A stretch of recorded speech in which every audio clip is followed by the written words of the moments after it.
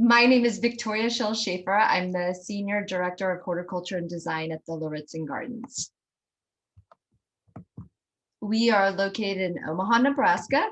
We are part of the central grasslands of North America, and we kind of have a sweet little spot of we are located in the Luss Hills, which is right along the Missouri River. This is our front porch. The gardens opened in 2001, and we are located on 100 acres. The biodiversity surveys done by our volunteers started about a decade ago. They started with birds, and then we added butterflies, and the list of what we're trying to see that lives on site grows every year. What we found out in the beginning of those surveys was that our parking lot was our hotspot of biodiversity, and it really made us pause and think that, we can do better. So we really decided to we needed to strengthen the relationship between horticulture and conservation, and we needed to practice ecological stewardship on our garden properties. Our Hort team started learning we started learning how to do prescribed burns. We work with the Audubon Society of learning how to ID birds, and we also worked with IDing moths and butterflies too. What we found when we started paying attention was that we had so much biodiversity, and it really made us pause of dropping our chemical usage, of realizing, hey, maybe we shouldn't pull that plant because it had eggs on it. And in the end, this really came to fruition with the conservation garden.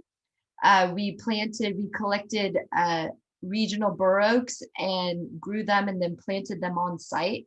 And we were excited. 6 years later, we had acorns on our little 6-foot tall bur oak trees. Our conservation garden also showcases native plants to help our visitors use these plants in their backyard. In Color Burst, a major donor wanted more color in the back of the garden. So we have a 5,000 square foot bed that we spent a ton of money and time planting. And at the end of the summer, it was beautiful, but we thought, this really doesn't line up with our ecological ethic and our stewardship. And so we decided we tore out 3,000 square feet and we replaced it with native plants. What we found out in our surveys is that the next year, this was the new hotspot for the butterflies and the pollinators. So we were excited about that. In the end, we took this concept and moved it to the rose garden.